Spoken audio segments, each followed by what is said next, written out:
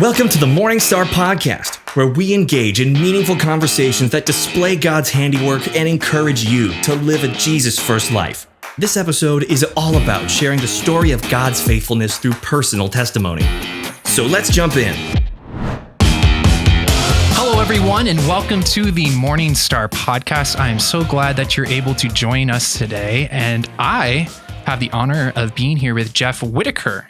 Jeff, how are you doing? I'm doing great. Great. I have seen you around. How long have you been going to Morning Star now? About the same time Pastor John is, about right at 4 years. Yeah, and that's coincidentally about how long I've been going. Okay. And even though I've only been going for about that amount of time, I've already kind of seen, developed you as a constant face at Morning Star. And I am so privileged and blessed by your prayerful ministry and your involvement in the church. Mm-hmm. And I've seen you at the week of prayer that we had recently, and got an opportunity to pray with you there. And I'm just very blessed. And so I'm very excited to have you on the podcast and hear more about your life. Thank you. So real quick, tell us a little bit about yourself. Sure. So I've been married for 47 years. Oh, congrats. And we've got three beautiful daughters. Nice. Who have given me 11 grandkids. Holy cow. Yeah. So life is fun. I was employed just up until the time before I came down to Salem from the Tigard area. Okay. And after having lost my job when the company sold, we decided to retire. So moved down here to be closer to the grandkids. And it was choosing a church. It wasn't too difficult for me to arrive at Morning Star. Oh, good. As one of my daughters used to attend here. Oh, nice. And so we started attending. Awesome. Well, I am really glad that God brought you down here through, even if it had to go through your company getting sold, but we're great to have you. So real quick, just walk me back. Did you grow up in the church? Have you always known Jesus? Where did you maybe grow up a non-believer, or what was your background basically with the Lord? Sure. So I grew up in a non-Christian home. Okay. And my mother had divorced when, I think the last time I saw my father, he was stationed in Yokohama, Japan. Okay. Yeah. I would think I was 4 years old. And that was the last time I saw him until after I was married and or heard from him. So don't really know the specifics behind the divorce. I can guess, but it doesn't do any good. Mm-hmm. So my mother remarried a Navy chief. Okay. And he was very strict, very militaristic-like as far as raising three kids. I now understand what he undertook, especially with the, the problems that the three of us had. Yeah. And then later they had our brother. Okay. But so I grew up completely. Their idea of church was dropping us off at the front door and saying, we'll pick you up when you're done. Interesting. So you grew up in a non-Christian home, but you were still being brought to church regularly? Occasionally. Okay. Except me and my friend never stayed. We went in the front door, out the back door, spent our tithe money or the 25 cents or whatever it was on candy bars. And then we came back out and look what the teacher gave us. Oh, interesting. So, interesting. Nice. I should give you kind of a hint as to where I was at. So what was there as you were younger, was there ever kind of a confusion there with your parents are dropping you off at church, but they're not going themselves and all that? Or, I don't know that I was confused about that. I don't think I was even processing that. It was more just, that's what they wanted me to do. So I did it. Okay. So at some point in your life that changed, unless, you still sneak in Morning Star and then go out and buy candy. I don't. That's good. That's good. There's not a candy bar store nearby anyways. There will be shortly. I'm sure. Yeah, I hope so. Not that I need more candy in my life, but so when did that change? When did you kind of start maybe actually walking with the Lord? Yeah. So probably around the age of 12, my brother and I used to go down. We lived in Southern California and we were at the Buena Park Boys Club. Okay. And, just playing games and making crafts and stuff. But on the wall, there was a flyer that said boys camp. So we thought, wow, 2 weeks. It was 2 weeks, long camp. Yeah. 2 weeks away from our parents. That would be awesome. So, of course, we didn't have much money, the family as a whole. But when we showed them the flyer, they said, probably 2 weeks away from these two boys. Yes. So somehow they scraped up the money and we went. Okay. Little did I know or even understand then, I found out later that it was sponsored by the Union Rescue Mission out of LA. Oh. And so we went to the camp and I was there for fun and games. Of course they went to chapel every night. That to me it was kind of a weird church, but just kids there. Mm-hmm. But they kept talking about this little pint-sized train that kids could get in and ride around the lake. And it was a big deal, I guess. They built it up. And so Friday came where we were going to have the opportunity to ride around this lake in this train. I don't remember, but they said that we had a verse to memorize, and that was our ticket to board. Okay. Well, I didn't know what a verse was, let alone having memorized anything. I was all about game time and just, checking out. So the counselor lined us all up and he's going down the row and the guy before me says, Jesus cried or wept. Mm-hmm. And I looked at him and went, wow, really? That's a verse? Huh. And then the counselor gets to me and now I'm panicking, but I'm going to get on that train one way or the other. So this is kind of a cool story because I tell it often. So I'm standing in front, say you're the counselor. Okay. And the train is behind you and the train has windows. And so he says, Jeff, what verse did you learn? But as many as received him, to them gave he the power to become the children of God, even to them that believe on his name, John 1:9. Good job, Jeff. Get on the train. But that was kind of typified my adolescence up through high school. I was always conniving, sneaking around, doing things that I purposely wanted to do. And so I figured I pulled one over on him. I never forgot that verse. After camp, then that night we went to the final meeting before we went home Saturday morning. And the only thing I remember hearing is, if you want to go to heaven, raise your hand. If you want to go to hell, don't. Now, I heard a lot about Jesus in a negative way around the home. Yeah. He was always a cuss word. But I did hear a lot about hell used as a cuss word. So I'm thinking, as a 12-year-old kid, I didn't know the difference between, I knew the difference between heaven was a good place and hell was a bad. Yeah. So that was the basis of my whole decision. Yeah, I want to go to heaven. Came forward, they counseled me.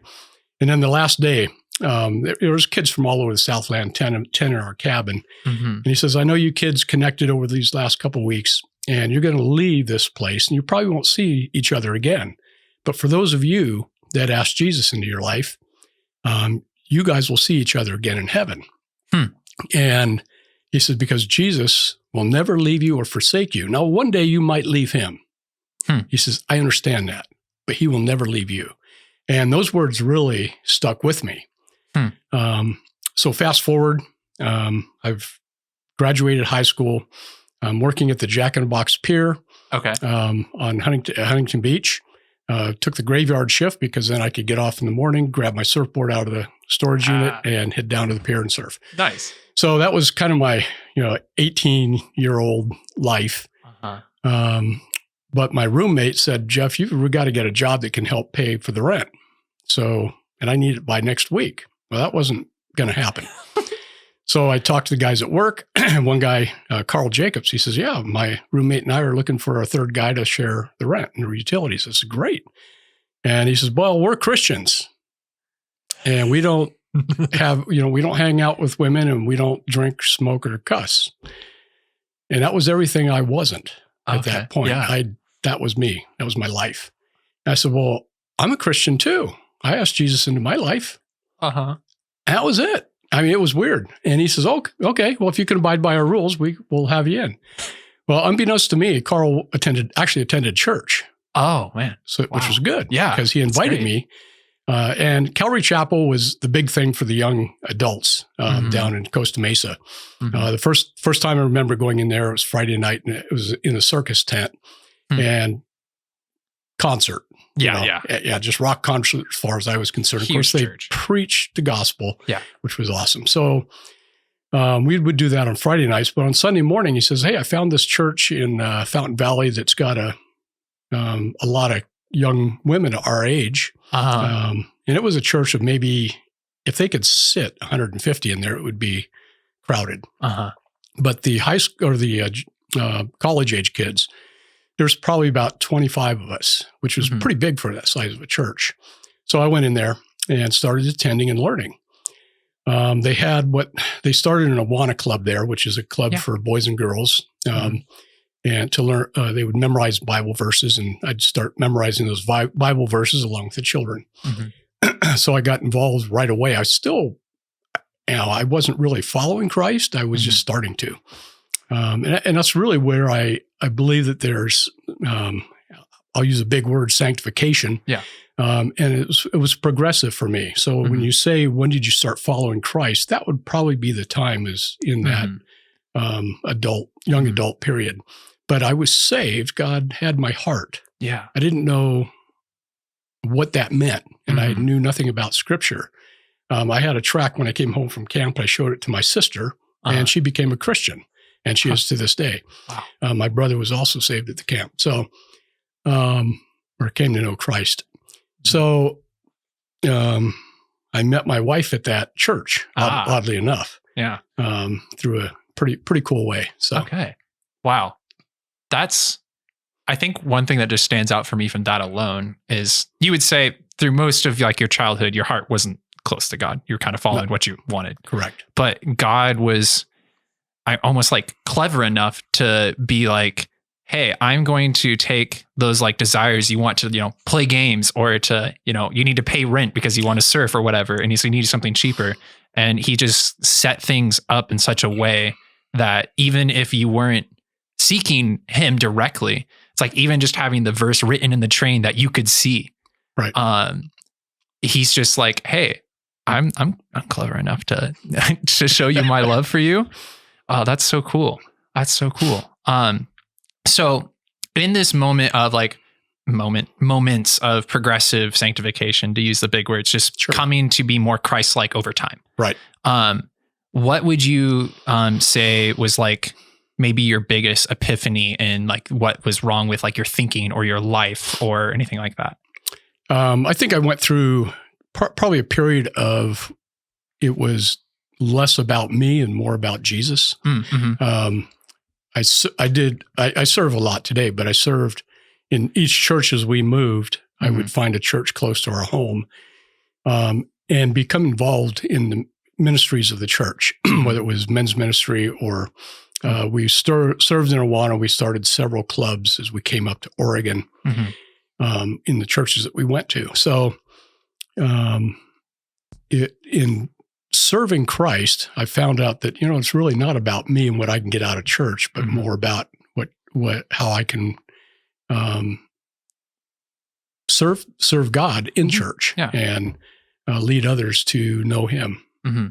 It changed a mindset from a self-oriented mindset to more like, okay, this is all about Jesus, right? I think like the classic C.S. Lewis definition of humility is not thinking less of yourself, but thinking of yourself less. Right. And that sounds a lot of like what you're going through there. Right. So one thing you touched on is you said you had a really cool story about how you met your wife. And I'm a sucker for cool stories. All right. Ready? Yeah. All right. So I'm driving down Saturday night, I'm driving down the 405 freeway back to my house. I still lived with my mom. And by this time, I'd moved out of my friend's apartment. Okay. And going to church pretty regularly. And so I'm driving down the road and I smoked Marlboros. Okay. And about 2 weeks prior, back up just a little bit, my stepfather had passed away. And my mother was dating some guy, I don't know who. So I was in her house and talking about Jesus. And he was like, well, what are you doing talking about Jesus? You got your own habits to deal with. I said, what are you talking about? As I'm smoking my cigarette. And he pointed at the cigarette. Huh. And I thought that was interesting that he used my bad habit, and it was a bad habit. I smoked since the 8th grade. But he used my bad habit to divert the conversation away from God. And that stuck in my brain. Like, this isn't right. So driving home that night, I started praying out loud. I said, God, I don't want to have this bad habit so people can look at my life and use my mistakes as a reason not to talk about you. So, but I've quit, 100 times and I always start again. So I really don't want to ask you to help me to quit, because if I do, I know I'm going to let you down. Interesting. And I'm going through this out loud in my van. It's a cool van, Chevy van, curtains behind it. My friend that painted a cross on the side of the van, 3 crosses with a guy standing before the crosses. Okay. Like that. So anyway, I'm going down the freeway. God, I really want to ask you to, but I just can't, because I don't want to let you down. And thinking about that now, I'm going to let God down? Yeah. Right. But audibly, I heard the words, trust me. And I thought one of my buddies jumped in the back of the van. He was like listening to this prayer, and I'll get him now. So, here I am driving down, and I'm looking in the back of the van, and there's nobody there. Oh, man. And I said, what? And I heard it again. Trust me. Pack of cigarettes I just bought, threw them out the window. I littered, yes. Oh, no. Somebody probably picked them up off the freeway. Yeah. But anyway, so I get home that night, and I go to sleep. And the first thing I used to do is get up, grab my cigarettes, put them in and have a cigarette before I even did anything else. And I got up it was Sunday morning, got up and got to church, and I went, wow, I didn't even have a desire to smoke, which was different for me. Yeah. So this is a very conservative Baptist church. Okay. And so I show up, and we had a really great leader, guy probably in his 30s. So he was leading the college and career group. So he used to always start off, anybody have any prayers or praises or prayer requests? And I said, you bet. And so I tell him the story. And he got one of these looks in his face like, so God audibly, okay, well, anybody else got a story to tell?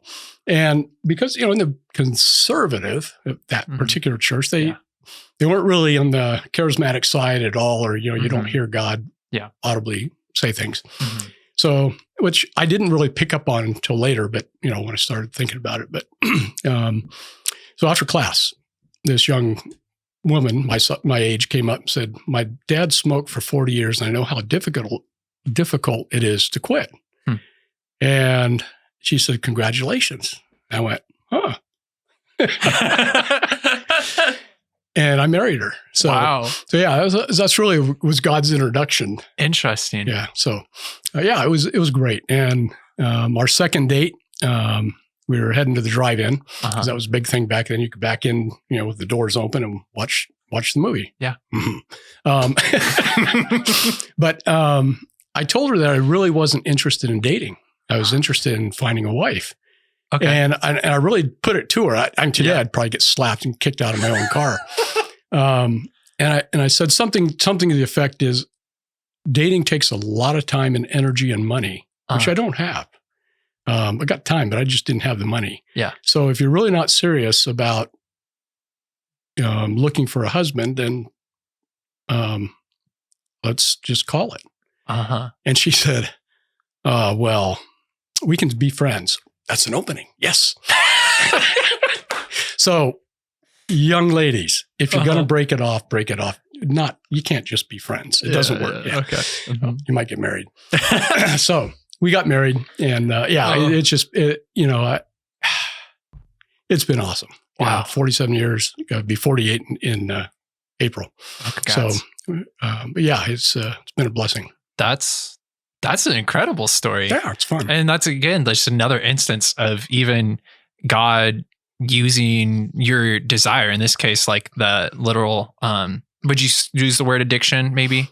Yeah. Okay. Your absolutely. Literal addiction, addictive desire to cigarettes, and then healing that in a very miraculous way. Yeah. I was doing some learning about addiction at a counseling training earlier. Nice. And like it happens, but it's not often that like the addiction the desire for it just turns Correct. off. Right. And so that's for those not aware, that's the very miraculous thing. Yeah. And he's even using that desire you have to glorify him, because you can't even say like, oh, I met my wife through, me being an expert, flirt or whatever. Exactly. Wow. That's cool. Yeah. That's cool. So throughout your process of progressively coming to know Christ more and more and more, which I just want to touch on really quick. That's, I think that's how most of us come to walk to Christ. That's how it was for me. Yeah. I know it's how it was for many of my friends, is we just kind of like step by step, you kind of realize like, oh, I wasn't actually following Christ. And, there's a point in which you're like, realize that, but it's a long walk. It's a long journey. And you've been following Christ for at least 47 years, if I'm doing my math correctly. Yes. Do you have any like moments in your journey where things just got really difficult for you? I had my primary job. I started off as a repair technician for some surveying equipment, and later discovered that sales would be the place to go. So I had the opportunity to go into the sales department and started selling surveying equipment. And as my career progressed, then I started traveling, and being away from home was a new challenge to me. And of course, there's always temptations when you get away from home. Yeah. It was a point in time where I really had to make a stand for Christ on several different occasions where I had opportunities not to. And so, I thank God that he protected me through those times. One time in a bar, we were having clients, and we were in Kansas City, and we took everybody to a bar. The company did. And one of my coworkers and I, he was East Coast, I was West Coast. He really did. He was just one of those guys. Yeah. And I didn't see eye to eye with, he didn't see eye to eye with me. He wanted to go to the strip club, and I just said flat out, no, we're not going. Why not? Well, because it's not right. And we're not taking all these guys, and I'm not going. No. So that night in the bar, one of his dealers came up, one of his customers came up to me and says, you're Jeff, aren't you? You're on the West Coast? I says, yeah. And he goes, well, I bet, I'll just call him Joe. Joe bet me $100 that you wouldn't have a drink with me. You want to split it? I said, yeah, that's really interesting. That's interesting. That he would do that. I said, I got a question for you. What's my integrity worth? $100 or $50? How about 5,000? How about 10,000? Is that what my integrity's worth? Wow. And then just out of the corner of my eye, I saw one of my customers coming up, and he had a beer. Yeah. And I said, now I'll show you someone that understands why I don't drink. You see, Joe didn't. And so customer comes up, and I just grab the beer out of his hand and I take a drink. And I'm just standing there. I didn't say a word. He rips it out of my hand. He says, Whittaker, you don't drink. I said, you see, this man is my customer. And he knows why I don't drink. Go pay your $100. But it was, it's just things like that. We were in Japan, same sort of thing, but Japan, it's like culturally appropriate to drink. Yeah. So these executives of the company take us out, and we're at a fancy place. Sake's flowing. And one of the VPs that were sitting next to me says, here, you need some sake. And I said, and I knew it was a cultural insult to say no. And I said, no, thank you. And he says, huh? Yeah. You don't drink? Are you on the wagon? And I said, and God just put these words into my mind. I said, no, it's a spiritual discipline I'm developing. And he stands up and he announces it. And everybody goes, oh, in like awe that I would do that, because it's not normal. So God, sometimes God just comes through in the nick of time, because I didn't want to insult these guys that I'd known for years, but had never been out with them. And so we sang karaoke and, left my heart in San Francisco with a Japanese guy. It was fun. I can't sing and neither could he. So, but so anyway, nice. just challenges that happen in real life and how they can be dealt with, I guess. There's an interesting theme I'm seeing in like those challenges you brought up, and where all these moments of temptation in which you are able to, stand up and decide you're not drinking in that moment, or saying like, even like it's a spiritual discipline I'm working on, and God giving you the words for that. Right. Is it he's taking like your temptation and this opportunity, like really for you to trip and stumble, and instead through helping like you resist the temptation, he's leading it to these moments that are glorifying to you. Like you had a whole crowd of people applaud you for practicing a spiritual discipline. Right.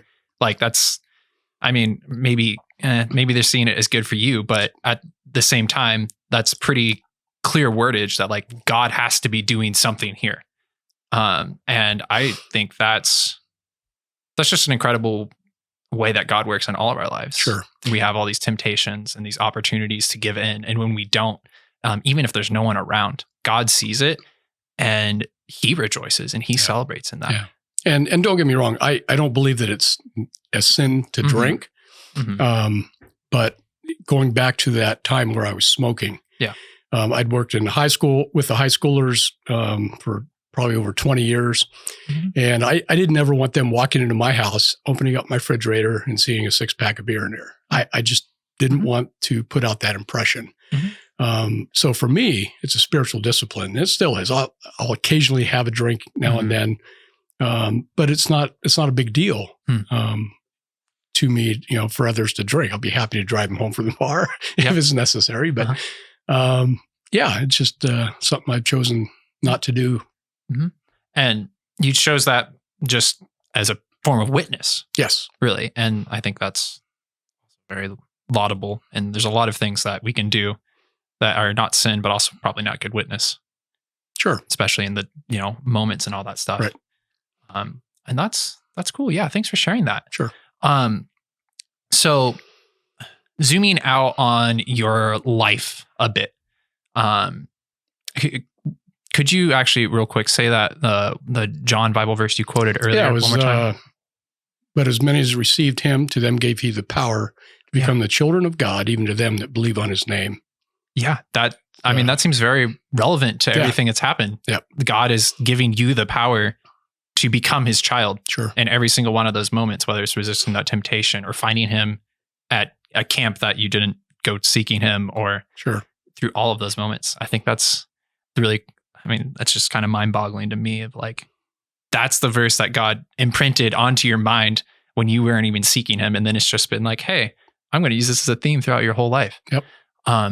But zooming out, are there any like other big themes or big lessons in your life that God has taught you, or that you've seen really either transform your walk, or that are near and dear to your heart?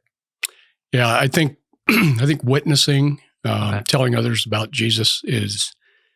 I'm looking for opportunities for God to open those doors when I'm around people I don't know. Sometimes when I'm around people I do know, how to turn a spiritual conversation into a Jesus conversation. Just a normal conversation into a Jesus conversation.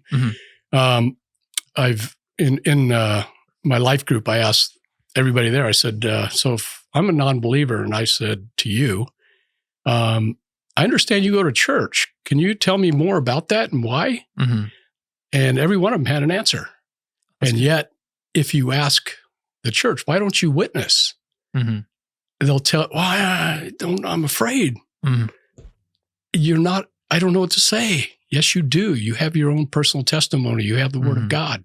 You know the story. It's just that people aren't coming up to you and saying, hey, how do you become a believer? You don't get those conversations. Sometimes you do. It is great. But generally speaking, you don't. So you have to figure out how to turn that conversation from just you and I talking to something about Jesus. And it's not that difficult to do. Do you have like tips? Oh, like strategy? You bet. Yeah. Teach me. So Jacob, do you consider yourself a good person? Now that I'm a believer, I would not say yes, but right. And see, at one point I would. Yeah. And I would say that 99.9% of the people will always answer yes, which is always followed up by another question, of course. You mind if I ask you another question? Sure. All right. Go for it. Have you ever lied? Yeah.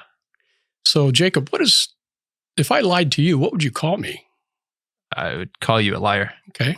Have you ever taken anything that didn't belong to you, regardless of its value? Ever in your life? Probably. Okay. Yeah. What would you call? What would you call someone that took something that didn't belong to them? That's a thief. Yeah, thief.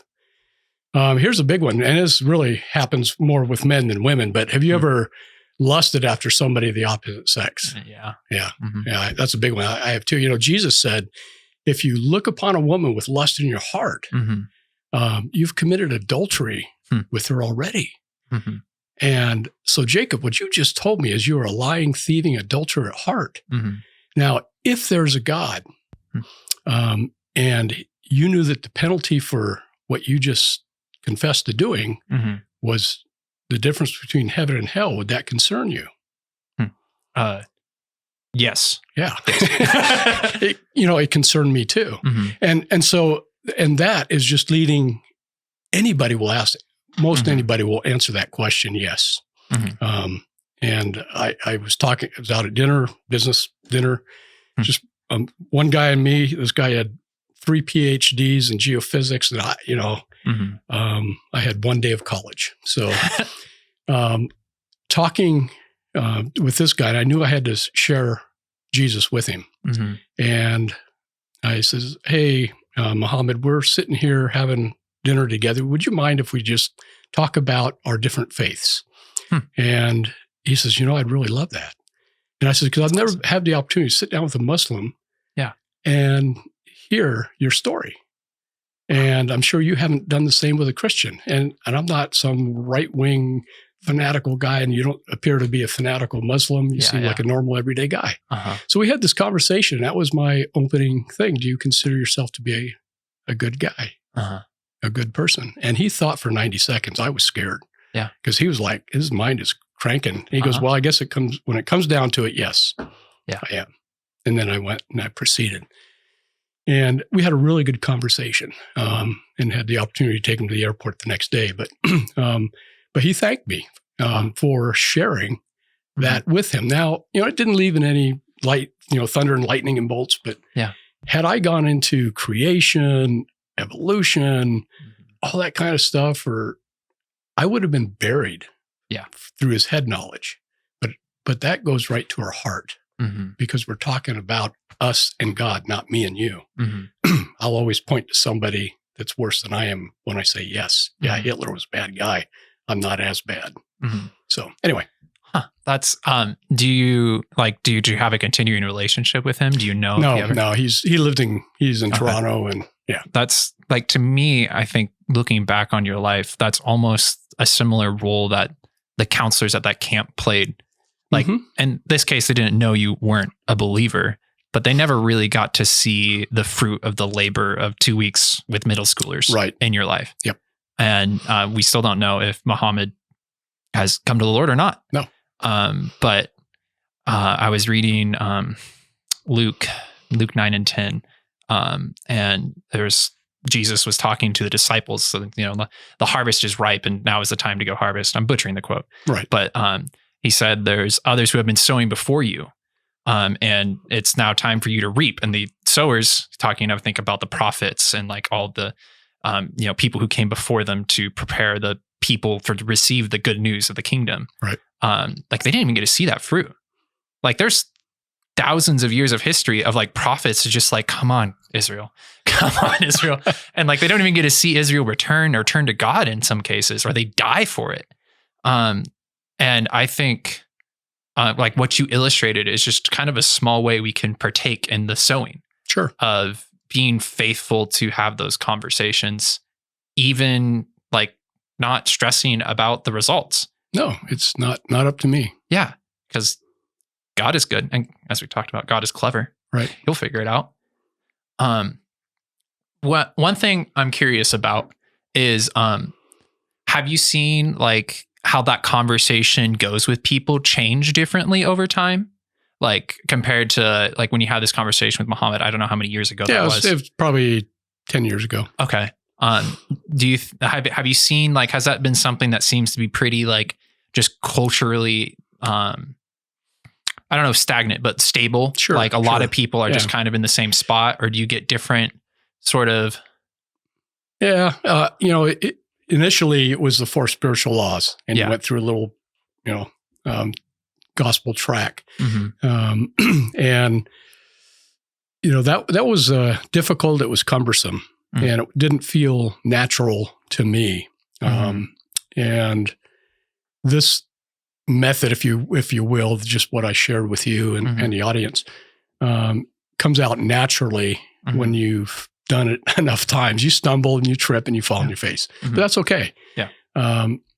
Whether it's culturally acceptable or received or not, I'm not so concerned about that, because I want to talk to the heart of the person to see where they're at, and to show them that even though they think they're a good person, that and they may well be, but before God, we're all at the same level. We're all sinners, and I'm quick to emphasize that I'm a sinner as well, even though I know Jesus. But God in His mercy saved us, and it's. I don't think the gospel ever gets cliched old, Yeah. And it can be told in many, many different ways, and there's better ways than this, I'm sure. But it's just the way that I'm able to communicate with people I feel comfortable doing. Yeah. So, and I mean, obviously we don't quite know the fruit of the conversation with Muhammad, and we will one day. Sure. Right. But I think there's just something kind of cool in that he, like, you took the bold step of asking him, and he was like, yes, I would love that. Yeah. And he thanked you for the conversation at the end. And this is 10 years ago. That's 2013. Yeah. And he's a Muslim, and, Christian Muslim tensions have been high for a long time, obviously. Yeah. And so I think that's just good, anecdotal, but good evidence that there is a deep spiritual hunger for God and for the truth in every single one of us. And even as like anxiety inducing or as much tension in our culture, like that's a conversation that people are literally designed to have by God. Yeah. And in our life group training that Pastor Jared puts on, really hit heavy on a person of peace. And you can ask a question, and if the answer is like, no, I don't want to talk to you, fine. Yeah, that's not he's not open. Yeah. There's no sense in forcing someone to talk that doesn't want to talk in the first place. So when I'm talking with people, I find out, are they receptive to a conversation? And if they are, the questions come easy. So, yeah. And the big element in figuring that out is just asking. Yeah.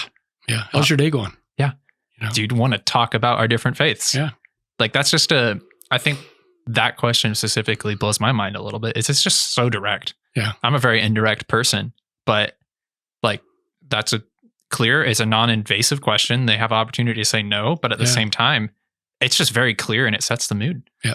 And I think, God has clearly used that. So you mentioned you're in a life group, you're a life group leader, right? Sure. Why? Why? Out of curiosity. Yeah. Why is that something that you feel is good for you to spend your time on, or that you serve through that way? Sure. So when I first came to Morningstar, I knew a little bit of the history of Morningstar from my daughter. Okay. And my church in Beaverton that I attended had gone through a similar thing. We went from about 2,000, 2,200 people down to about 450 in the course of about 3 years. And it wasn't through there was a lot of change going on in the church, but it wasn't sin and stuff like that happening within the staff or anything like that. But for some reason, God was paring us down. And I watched that cycle go. And as we were moving, we had just made a decision to merge with another larger church. And it has really turned out spectacularly well, at least in my opinion. Oh, that's good. It's another story, but and they're getting back to to become better equipped to serve Jesus. And and I knew that this church Morning Star had been through a similar thing, but maybe not as dramatic. I'm not sure. And I thought that God can use my experience and just supporting the pastors and the elders and just encouraging them, because church administration and church life is tough. Yeah. Because everybody has an opinion, and they think their opinion matters more than anybody else's, and that's just the way we are as people. Yeah. So yeah, I just came and I met with a couple of pastors and says, "Hey, this is my background, and just what do you need, and where can I serve?" And I had been a life group leader in my other church as well for many years. So, but it's near and dear to me to get to know some like-minded adults, and especially love it when a new believer comes into a group, or a non-believer even. They ask the best questions, questions that I forgot about. Yeah. I don't ask, I don't talk about it. It's that pure first gospel approach. Well, what did Jesus mean when he said this, and just listen to the answers that people have. And it's, they scratch their head and go, I haven't heard that one in a while, and it's yet so simple. And it's that same thing. We need to continually go back to the gospel. And so, I just love being with the people that in my life group, and Awesome. And for those of you not aware, you can find all our life groups on our website. I will post a link that I will definitely find in the show notes. And you can check them out there. I know you lead a life group with the Boltons. Correct. Right. They host. And I know there's several other life groups at all sorts of times of the week with all sorts of people. We even have we have young adult specific life groups and all that stuff. But that's a ministry that's near and dear to my heart. And I would encourage everyone to check it out. I mean, you've been hearing from Jeff. He's a cool guy. You can go hang out with him there.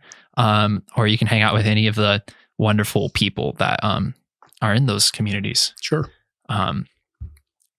So one thing I want to touch on, or ask, I guess, is, do you have some big, or not even big, if you had to tell everyone in the church, one thing and everyone would take the lesson instantly to heart, what would that lesson be? It could be a wide variety of things. It could be as simple as hey, tie your shoes before you leave the house, or whatever.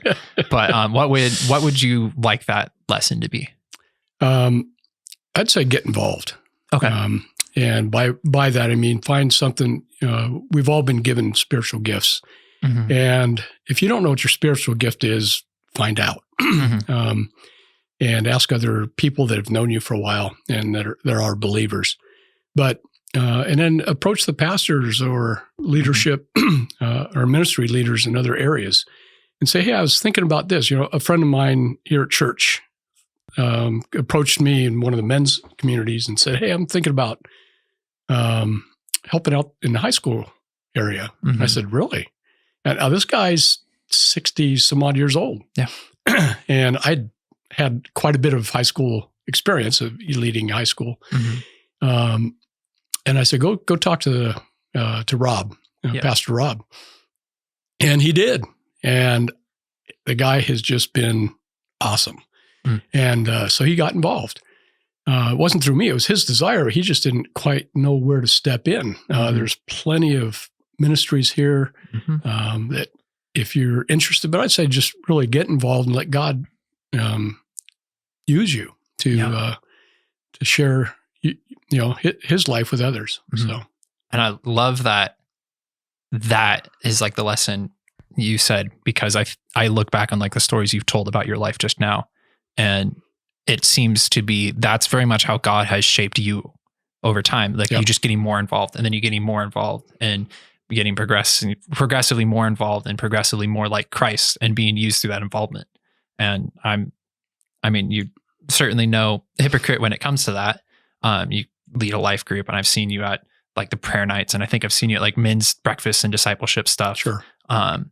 And I think that's just a beautiful way of, serving the Lord. And do you have so let's say I'm listening to this podcast, which thank you if you are. And I hearing your story, I want to get involved. Okay. But maybe I don't really know how, or maybe I don't even feel like, I don't really feel like I know the Bible very well, or I can't, really tell you what's going on in this book of the Bible or whatever. Or maybe I'm just nervous and don't think I'm not really good with, X or Y or Z. Sure. What would you say to someone who's at that position right now? Sure. I'd say that you could be in no better place than to be at a church that cares and loves you. And if you attended any length of time at all, it doesn't take long to get connected. But you have to be intentional, and you have to find that connection. In a larger church, you can come and sit in the back row or even the front row and leave and not talk to anybody if you want. Hopefully you can't get away with it here because I'm prowling the first service. No sneaking out to get candy bars. Right. It's get involved, and you will ask those questions, and you might sound like you don't know what you're talking about, and that's okay. People aren't going to go, you don't know what he's talking about. They don't do that. They'll say, this is what I believe the Bible means when it's talking about what you just asked. And just be around people that will point you back to Scripture. If you are not a believer, I would encourage you to continue your spiritual journey and not turn away, and get involved in somewhere where you can be used with the talents that God has given you. It's more becoming purposeful in attending church. It's not just a Sunday thing, it's weekly. Becoming a part of the family. Right. Not just, I was going to butcher a metaphor, so I'm not going to, but, and I think one thing that you touched on, and not being afraid to ask those questions, you heard Jeff earlier say, and I relate to this, we actually just love it when people ask those questions, those simple questions of maybe they're air quotes, basic Christian questions, but we need those to remind us of just the basics of the faith and of the gospel. And we also just love, that's part of the reason why we're Christians. We love talking about how much Jesus loves you and how he died for your sin. And sure, maybe we've heard that conversation 100 times, but it doesn't get old because God is so good. And I don't want to, I want to apologize to people that come to church and they hear all these big words they may not understand. And I shouldn't say church words that they don't understand. Yeah. It's okay not to understand, but it's not okay for us to continually use big words or theological words that don't make sense to you. We don't use plain enough English sometimes. And I'm guilty of that Me too. as well, because I'm so ingrained in the Word of God that it's part of who I am. So it's okay to stop saying, well, what do you mean by theology? The study of God. Or what do you mean by sanctification? That's a weird word. I've never heard that. Being sanctified, that's strange. It's not a word I would ever use. No. But it's okay to ask. And for those of you who are asking, the sanctification, it's just being shaped more to be like Christ over time by God. Right. Exactly. And if there's any other, feel free to, I guess, leave it in the comments on YouTube. We can explain it. Google sometimes works. Sometimes it's more confusing when you Google something, but, so we talk to those of you who are not on the edge of getting involved and curious. And, I would super echo everything Jeff said. Getting involved in church has really transformed my life as well. And I think it's just such a wonderful thing and a wonderful opportunity to be blessed by the family, by this church. But let's take and find someone on the opposite end of the spectrum. Okay. So someone who is involved. They listened to about 40 minutes of a podcast. So they're definitely, but they are involved. They are serving. They have the same passion even for involvement for you as you do. What would you say to those people? I would say this is going to sound weird, but don't use your service as a way of working your way to into the hearts and minds of people. Because sometimes we use our service, I guess I don't know how to, as a form of works. If I work extra hard at church and I serve in all these different areas, and I guess I do serve in a lot of different areas, but don't look at it as a form of working for a better position, if you will, rather than looking to it as a way that God has gifted you to serve. And I'm hoping that at some point, somebody in my life group, if you're listening, comes up and taps me on the shoulders to say, Jeff, I'd love to lead. Oh, that would be awesome. Yeah. And I'll be attending. Yeah. But I'm also going to start another life group. So that's my dream. Yeah. That we can be involved in, because I'm not going to live forever, by the way. Well, wife, if you're listening. Eternity, Yeah. Well, that part, not humanly speaking. Yeah. So if I can replace myself, so I can duplicate myself, that's awesome. Yeah. So that's kind of the dream. Yeah. I'd love that if people are like, I do a lot of like stuff with the online ministry, and it's just, I was there in the soundboard earlier and just, controlling the volume for the family that we have listening online. And I'm like, I would love to have so many volunteers that I'd be obsolete. Like that would be a dream. Right. Just so much overflowing. I think that's great. And, thank you. Thank you for everything that you've been sharing. Thank you for your witness to God. Real quick, as what sort of things are you like involved in around Morningstar? I mean, we've talked about your life group, but if someone's like listening and you're like, Jeff is a cool guy and I want to talk to Jeff, where are like good places for them to find you? Yeah. So after after the morning service, you'll usually find me standing up front, waiting for someone to come up and pray. I wait there for about 2 minutes. Okay. And I look over the audience and nobody's looking that way, and I leave. I go out into the audience and I look for men primarily to talk to, and or pray with sometimes. So that's one place. Yeah, it's the 9 a.m. Yep. Okay. 9 a.m. service. 6:15. If you're willing to get up, we have we call it nudges. It's just a coffee time with men, and we just take one little nudge at a time. It might be a little topic out of Scripture, and we'll just kick it around the table. People show up at 6:30. That's fine. If they leave at 7, that's fine. It goes to 7:30.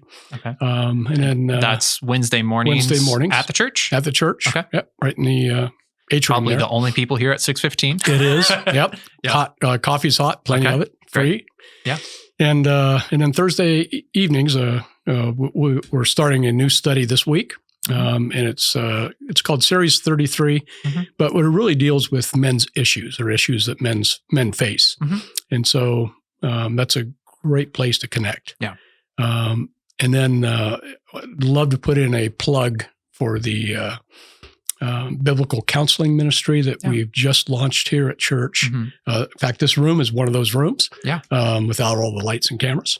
Thankfully.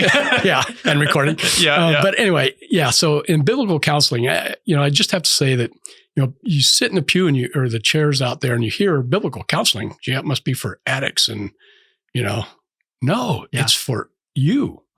It's for me. We've all got different hangups at different levels in our life, and we just need a sounding board sometimes. Sometimes it can be sitting down and talking with you and saying, oh, I didn't realize it. Thank you so much. And that's it. Yeah. Sometimes it can be more involved. I'm having some anger issues, and I don't know where they're coming from. And that might be 3 or 4 sessions that we talk through those anger issues. So, I would encourage people to also link that online. Yeah. And think about that. And that's just another ministry that we have here. So, and I'm involved in that as well. And you're one of the counselors? I will be in May. You will be. Okay. Nice. I will be too, actually. Good. So, that's awesome. Yeah. Thank you so much, Jeff. Family, thank you so much for listening. Be sure to, make sure you subscribe so you get the repeated notifications when a new episode comes out. I think on YouTube, you have to click a bell too. I don't know. I should know. You'd think I would do this and know, but So thank you so much for listening. Jeff, thank you so much for just sharing how the goodness of God and how he's worked through your life and the wisdom. And again, we'll have links to life groups, to the various ministries. So many links in the show notes. They're all at mstar.church. So you can find them there. And thank you again. And family, I hope that something in this conversation touched your heart. You feel maybe more encouraged about your involvement, more wanting to get involved, or just more willing to bear through God through the long walk of our lives of coming to know him more each day by day. So thank you so much and have a wonderful week.